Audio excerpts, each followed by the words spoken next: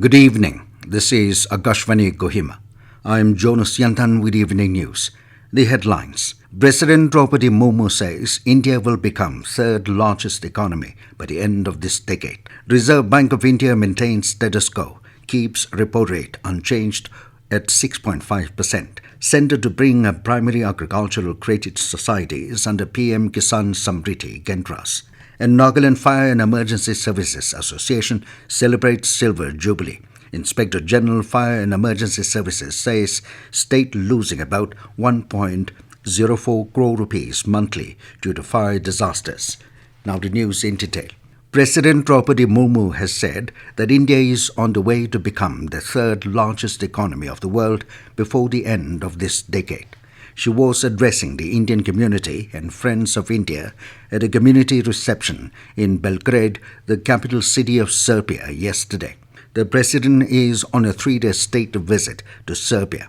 During her address, highlighting the progress made across various sectors in India, the president said that new infrastructure is coming up all over the country at a breathtaking pace, and India is moving confidently in the direction of becoming a developed state by 2047. The Reserve Bank of India (RBI) today announced its second bi-monthly policy of this fiscal and has preferred to maintain status quo. Announcing the policy review, RBI Governor Shaktikant Das said the Monetary Policy Committee has decided to keep the repo rate unchanged at 6.5%. The RBI also retained the GDP growth focus for fiscal 2023-24 at 6.5%. Das added that inflation will remain above 4% throughout 2023-24. Speaking on the withdrawal of 2,000 rupees currency note, he said citizens have deposited or exchanged around 50% of the about 3.62 lakh crore notes in circulation. The RBI governor also clarified that there are no plans to launch notes of new denominations. The centre will bring primary agricultural graded societies (PACS) under the ambit of Pradhan Mantri Kisan Samridhi, Kendras. There are about 1 lakh primary agricultural graded cooperative societies present across the country. The Cooperation Ministry said PACS will be connected with the marketing of organic fertilizers, especially fermented organic manure and liquid fermented organic manure. PACS, which are not functioning as fertilizer retailers, will be identified and encouraged to run as retailers on the basis of feasibility in a phased manner. These decisions were taken in a meeting of Union Cooperation Minister Amit Shah with Chemicals and Fertilizers Minister Mansukh Mandaviya in New Delhi today. Under the Market Development Assistance Scheme of the Fertilizers Department, fertilizer companies will act as an aggregator for small bioorganic producers to market the end product. The ministry said PACS can also be employed as drone entrepreneurs for spraying fertilizers and pesticides. Nagaland Fire and Emergency Services Association (NFESA) celebrated its Silver Jubilee today. Speaking at the inaugural program at the Capital Convention Centre, Kohima, Advisor of Fire and Emergency Services S. Kyusimyo Yumchunga, while congratulating the association, said it is a momentous occasion for them to be celebrating Silver Jubilee and acknowledge the pioneers for their vision. He noted that the members of the association should carry forward the legacy while standing for each other. Inspector General of Fire and Emergency Services, Nagaland, Nilasa Sofu, said the role of firefighting has changed drastically over the years, be it for any kind of disaster. He noted that among the various types of disasters, fire is the most common disaster. To this, Sofu said, following the government's notification, the department is not only working in firefighting but in prevention and audit measures. The Inspector General further informed that the state is losing approximately 1.04 crore rupees every month due to fire disaster. He said out of the required 48 fire stations, a total of 21 fire stations have been set up in the state. Meanwhile, President Kenny King said The association was formed in 1996 with a motive to serve and uplift the firefighters' community in oneness. Earlier, the advisor released a souvenir and also unveiled a Jubilee monolith at the Directorate of Fire and Emergency Services, Kohima. This news comes to you from Akashvani, Kohima. You can also listen to this news bulletin on News on Air app and YouTube channel AIR News Kohima. The first 1000 Days program was launched in Woka today. Gracing the event as special guest, Deputy Commissioner Woka, Ajit Kumar Ranjan, said the aim of the launch was to make communities and villages aware of the importance of the first 1000 days, which is a wonderful period of opportunity to shape a child's future. He appealed all health department officials to work in coordination with civil society organizations to spread a message at a grassroots level.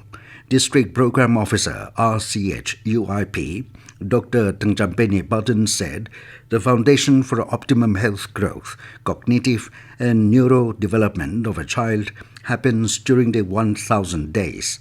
Dr. Button urged parents to nurture, protect and help the children grow to their full potential and not merely survive. The Governor of Nagaland has designated Secretary to Governor Rajesh Sundararajan as the appellate authority for the Raj Bhavan. Deputy Secretary Jesse Golia Kire was designated as Public Information Officer and Section Officer Chochule as Assistant Public Information Officer for the Governor's Secretariat under the Right to Information Act 2005.